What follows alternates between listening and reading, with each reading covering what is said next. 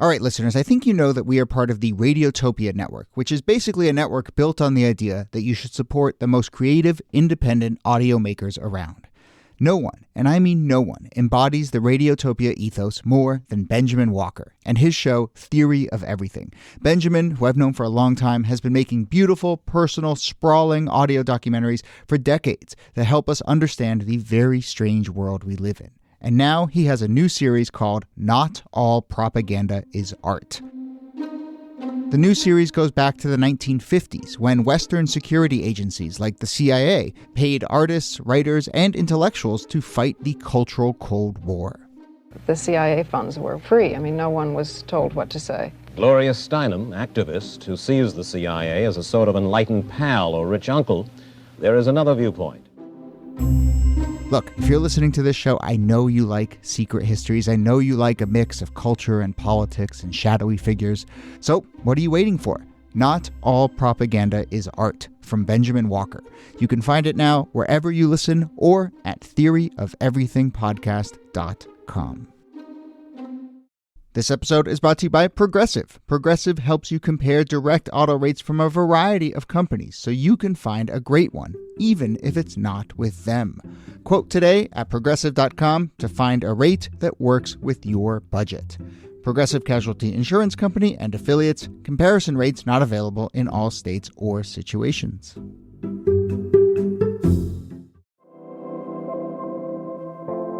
Hello and welcome to This Day in Esoteric Political History from Radiotopia. My name is Jody Avergan. This day, October 24th, 1973, former Beatles singer John Lennon sues the U.S. government, demanding that it admit or deny whether Mr. Lennon or his lawyer Leon Wildes had been the subjects of illegal wiretaps for surveillance. I will spoil it for you a bit and say that eventually they learned and we learned that, well, maybe there wasn't technically any illegal wiretapping of Lennon going on, but there was a ton of surveillance and monitoring, a big FBI file on Lennon, attempts to deport him and mitigate his influence, and all sorts of FBI-related shenanigans. So let's dive inside John Lennon's FBI file because it is full of fascinating tidbits, and I also think helps us reframe his politics and his activism and his legacy a little bit. So here to do that, as always, are Nicole Hemmer of Columbia and Kellie Carter-Jackson of Wellesley. Hello there. Hello, Jody. Hey there. And our special guest for this episode, someone we've been trying to have on the show for a long time, a Radiotopia stalwart and compatriot, Hrishikesh Hirway is here, song exploder. You have some new music of your own coming out that features Yo-Yo Ma. You just did a TED Talk. Rishi, you're having a moment. Thanks for having me. This is definitely the peak of all of the things. Yes. Yeah. Well, you know you've made it. You've climbed to the mountain. You've pushed the boulder all the way up the hill when you've come on our show. But specifically, right, we like to just have friends with smart things to say to come on regardless. But your latest song exploder, or a recent song exploder, is with John Lennon. And I think this is the first one you've done where obviously it's featuring someone and breaking down a song by someone who is no longer alive, but you got access to his archives and were able to piece it together in a really kind of beautiful, masterful way. But you got any thoughts about sort of what it was like to commune with John Lennon on tape? It was wild. You know, I think sometimes people think that because I make Song Exploder that I have some extensive musical knowledge, like that I'm a music historian myself, but I am not. And and then there are people who are fanatical about the Beatles. Yes. And while I am a fan, I can't compare to the people who just know their catalog and their history inside and out. So this was really nice for me because I actually still got to learn a lot of things the way that I do when I do have an interview with somebody that's alive and making music. When I get to have those interviews, the most exciting part for me is learning stuff about their story. Yeah. And I can imagine for somebody who's a Beatles expert, they're like, well, we already know all this stuff and I'm just collecting things that I already know. But I really enjoyed it because I felt like, yeah, I did get to hear him say some of these things and express some of these ideas for me for the first time. Mm-hmm. Well, you just described what it's like, I think, when sometimes we get notes from people who are historians who listen to the show, and we happen to do an episode about their specific area of expertise, and they're like, well, you missed these 19 things. It's like, well, yes. But and the first thing you said to me when I reached out and said, hey, do you want to do this? You were like, well, yeah, but just so you know, Beatles fans are pretty intense. And yeah, so, I am a big fan of the Beatles, but by no means encyclopedic, and I'm sure we will not cover everything here. But I will say, your piece, the song you cover, is from when John Lennon just went solo. This story here about when John Lennon is trying to say, hey, what's going on with my FBI surveillance, is right around the same time. And it's this interesting moment, the end of the 60s into the early 70s. Lennon is in America, trying to make a life in America. So let's put that into context before we get to what's in the actual file. Niki, as you see it, what is going on with John Lennon's life in the United States that he's trying to build, and what are the sort of pressures that he's feeling? I mean, certainly going solo was a big thing, right? He's rebooting, in a way, his career, taking it in a different direction. He's disappointing a lot of former fans and building a new base and experimenting with new styles of music. But he's also becoming an activist. He's engaging in bed-ins, which is where he and Yoko Ono stay in bed all day in protest of the war.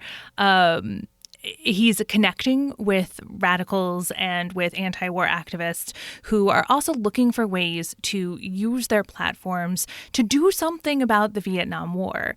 And by 1972, when there's an election coming, that's something that they're focused on, and it is something that the Nixon administration is also focused on. And I think it's really important to talk about sort of Lennon's career in connection to like political activism in the political environment, because this is also a moment where for the first time 18-year-olds are about to vote now. And so if you can imagine, his fan base is mostly teenagers, young adults, people in their 20s.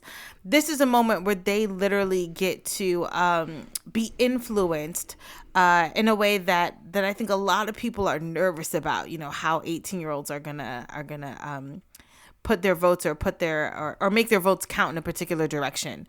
And I think Lennon has a lot of sway with his voice.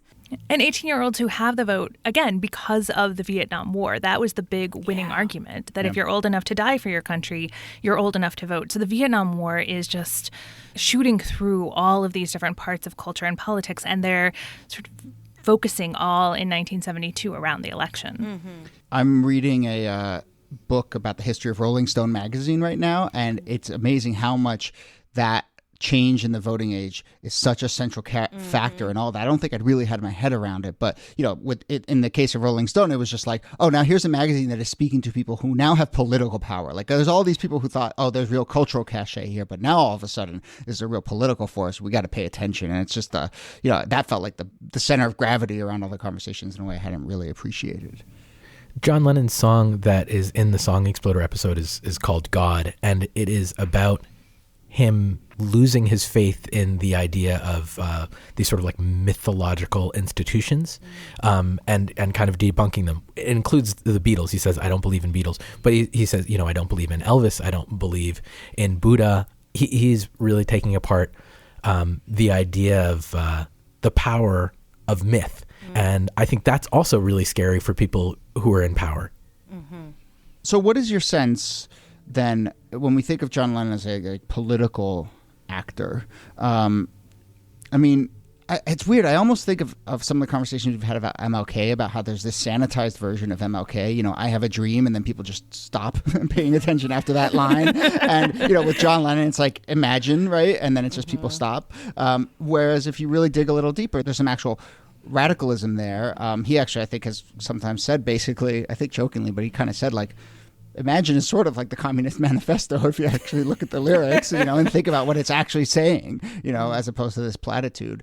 I figured the FBI was mostly interested in him as a communist, since his name is Lennon. Look, there's no coincidence out there. One typo. Just set off the whole thing. Poor guy. Not a very good disguise, John Lennon. I know. But I guess from the FBI's perspective, right? Should we say, if the FBI decides that you are worthy of a big file, that means that they're taking you seriously, or is it, heck, the FBI at this stage is just going to kind of like keep a file on anyone? I mean, they do have files on lots and lots of people. It's a massive organization by the 1960s and 1970s.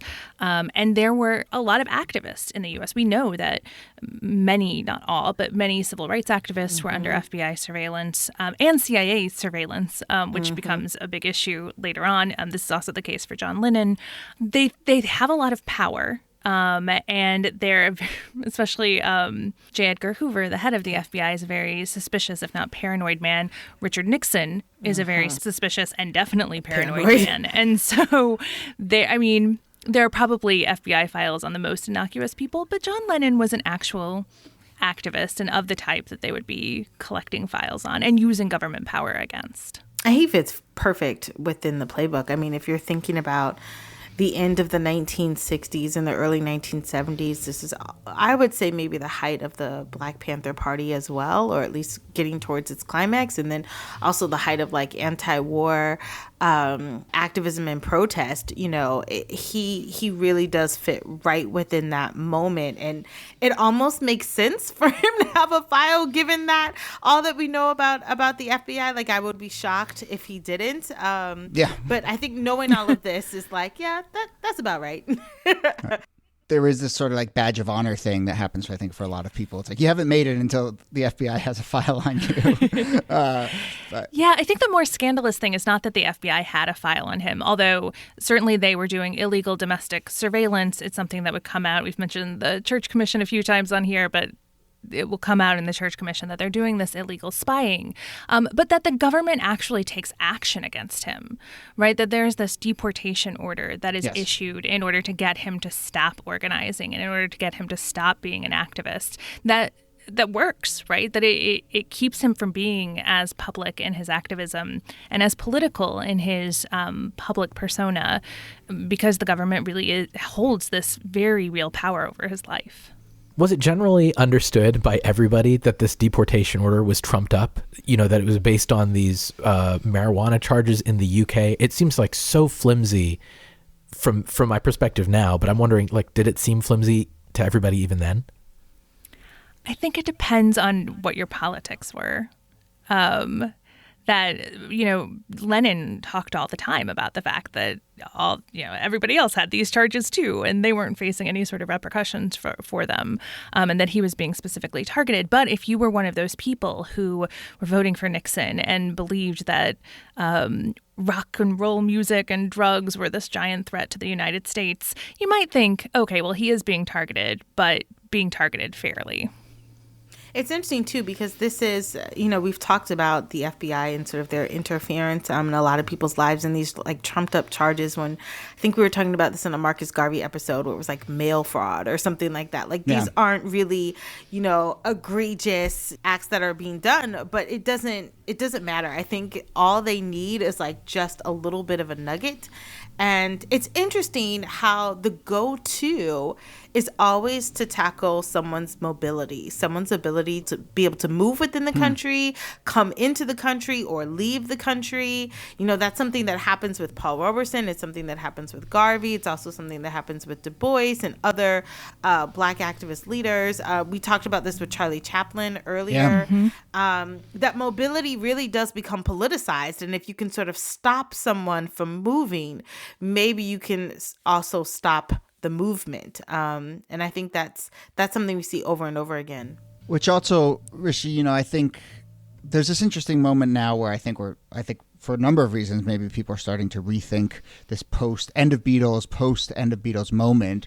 And I think the eternal question of, did John Lennon break up the Beatles? Did Yoko Ono break up the Beatles? What was that dynamic like? And just adding this like deportation threat on top of a person who's in this country trying to reinvent themselves creatively, deeply in love with someone and trying to start a new chapter, and then this like oppressive threat. I mean, I think it really does start to make us rethink what those years were like. Yeah. The thing that strikes me about the deportation order and like hampering people's mobility is it's like a workaround for an actual arrest.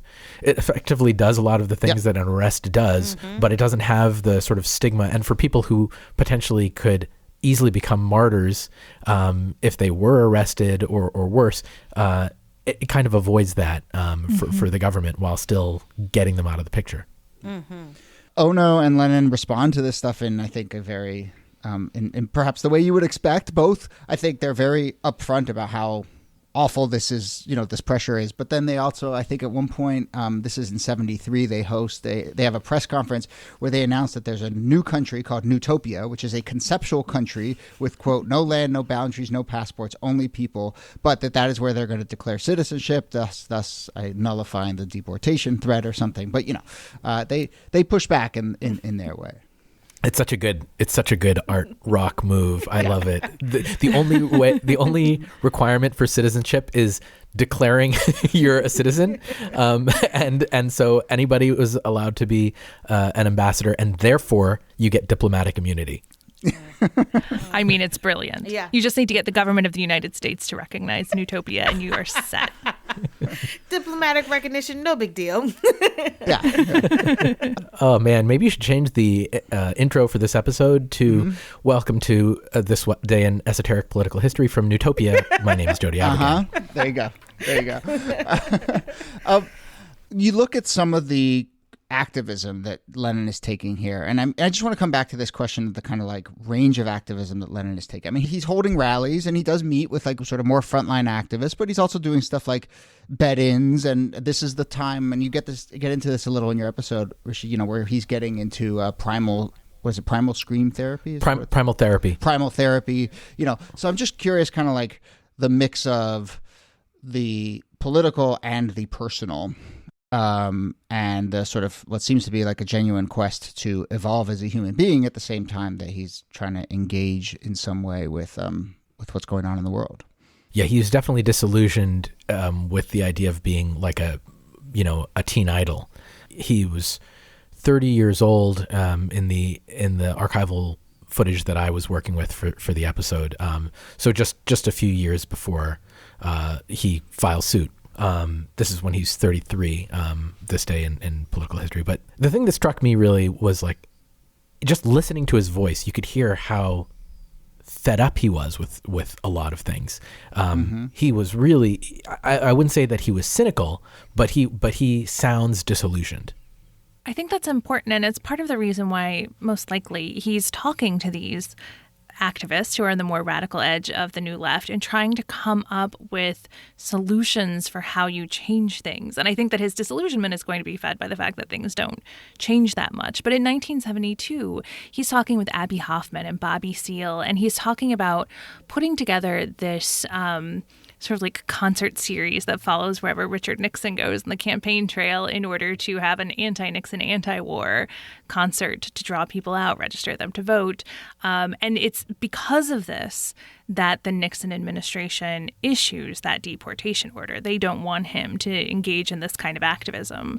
So here he is trying to do something, and he's immediately thwarted by this government that's far more powerful than anything he's really able to tackle. It's interesting too because all of the 1970s, it's like the decade of disillusionment. I mean, everyone starts to sort of no longer believe in just war or no longer believe in political campaigns or presidential authority. I mean, this really becomes a decade of questioning authority and questioning the status quo and norms. And so he kind of also fits right within that moment of questioning what like success and fame looks like for him alongside all of these other political things that are happening, I think, that are fueling each other. Yeah, his lyric actually got him into trouble. There was some controversy around the first line of the song, which is God is a concept by which we measure our pain. And through the primal therapy that he was doing, there was a lot of questioning about religion and the point of it. There's another thing that this whole investigation by the FBI brings to mind for me, which is the idea of what the actual influence of art is in the world. Because I think it can often feel, certainly like in from my perspective, like putting out songs, you're just like, well, this doesn't matter to anybody. Like, this is just self-indulgent. I'm just doing this thing for the sake of my own soul and nothing else. But when you have somebody at the scale of John Lennon saying something like God is a concept by which we measure our pain. And you have somebody like Nixon in power and all the people who look up to Nixon, that becomes a real threat, I think. In some ways, it's kind of exciting to me, the idea that like somebody who's, yes, he's meeting with Bobby Seale, and yes, he's engaged in actual activism, but I don't think that it's just those acts that's getting him an FBI file. It's the fact that he's writing these songs, he's making these statements, he's doing these works as an artist that's making him a target as well. And I don't know if this is the wrong takeaway from it, but there's something exciting about it, I think. It makes me feel affirmed. It gives me some affirmation in the power of art. Yes, that art has utility, that art does work, that art has the ability to communicate political and social messages, and that it's not just this superficial thing that people dance to. It's something that you could vote by, you can have a consciousness attached to it. Yeah, that it could actually be dangerous. Mm-hmm. And destabilizing in the way that the pillars of Nixon's America were the Christian right and patriotism and the military and faith in institutions. And Lennon attacks those pillars again and again and again. Yeah, I mean, that's probably the biggest fear, whether conscious or not, from someone like Nixon, is not, oh, this celebrity is going to tell his followers to vote against me, but more like this celebrity is going to rewire a bunch of people's brains and their fundamental notion of, who to trust. And then someone else is going to come in and sort of point that in a political direction or whatever. But yeah, that's the real power. I mean, yeah.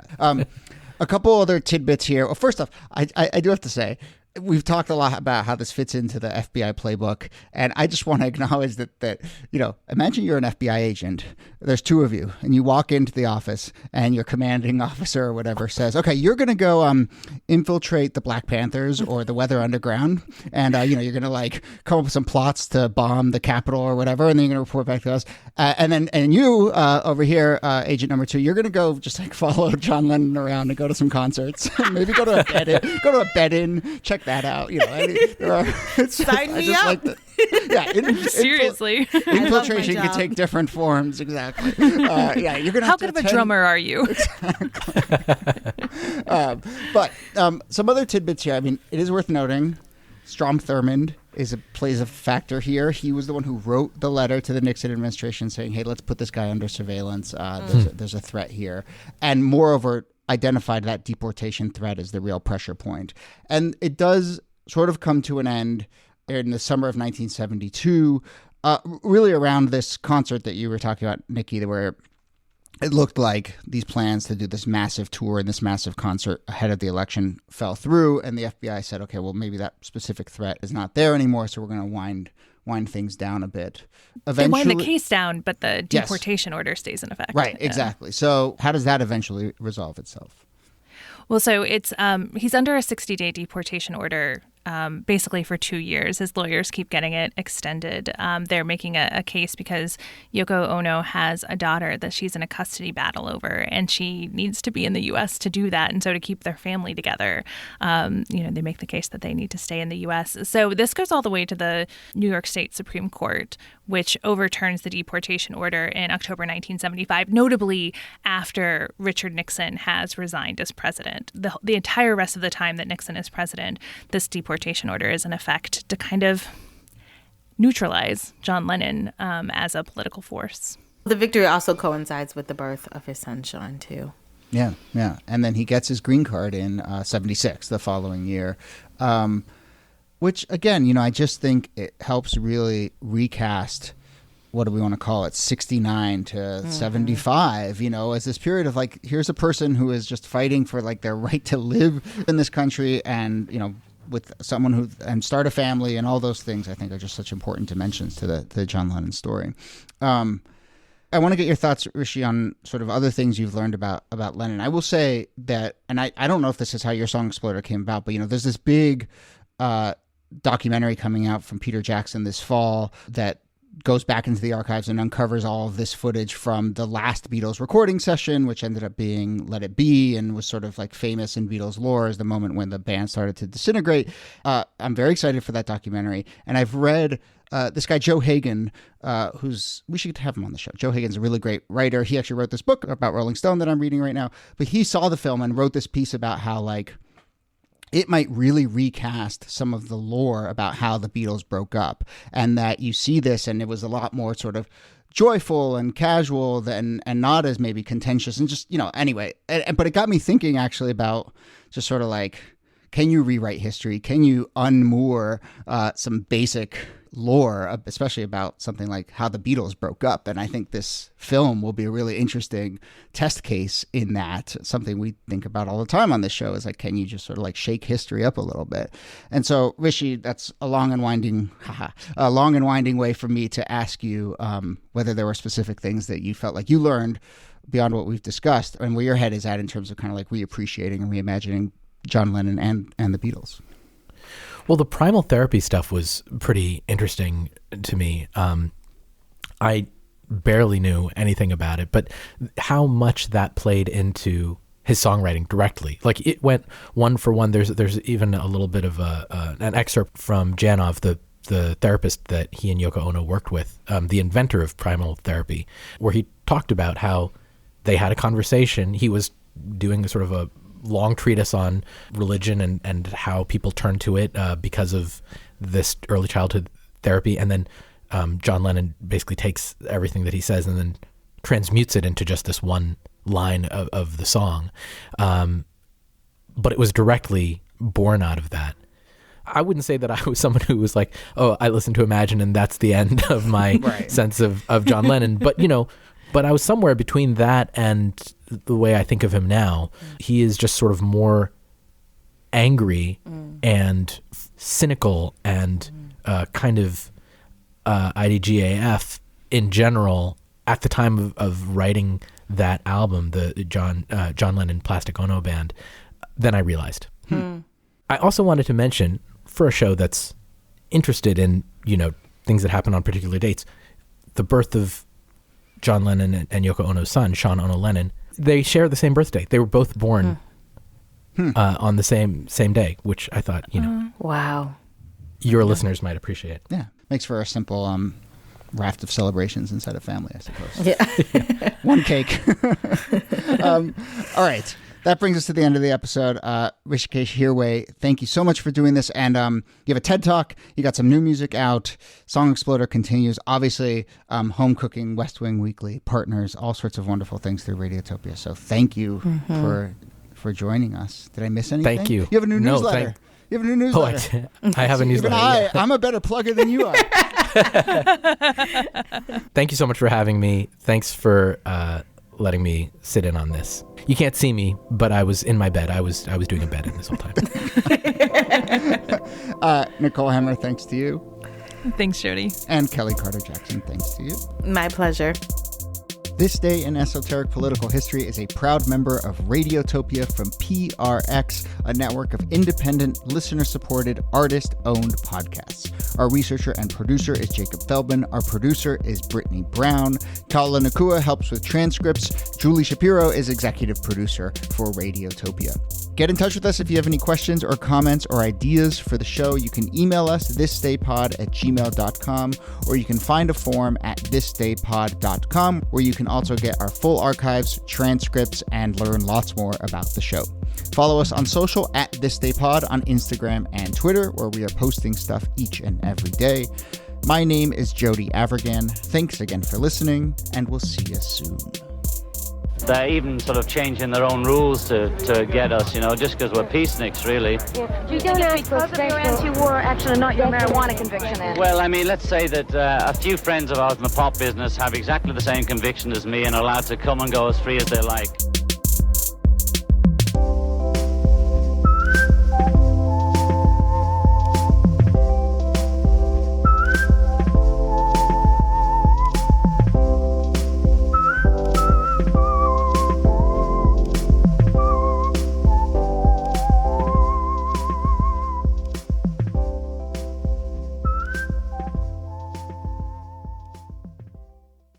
Support for This Day in Esoteric Political History comes from Odoo.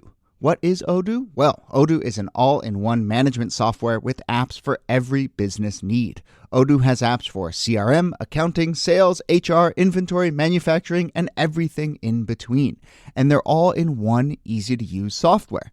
And the best part about Odoo?